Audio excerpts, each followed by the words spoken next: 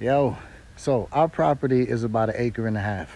When you got something this size, unless you are a full-time homesteader, a full-time farmer, some of these spaces are gonna get overgrown, they're gonna get ignored, and this is what I'm managing right now. Check this out.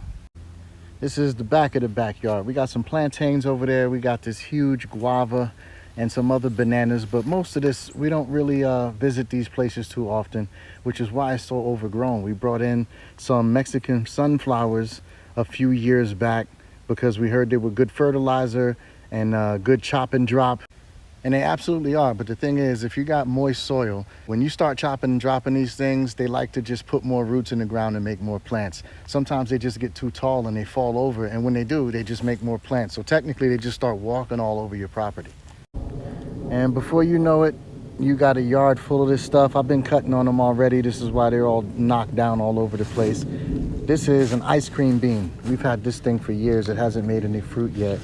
And that's a jaboticaba right there. That thing is beautiful. Fruit is awesome. So for the next couple months, I'm gonna be hyper focused on this stuff, trying to get it all knocked down, dragged to the fire pit and burnt so it don't make any more plants. And then I'll strategically be putting some fruit trees and native plants in here to take up some of that extra space.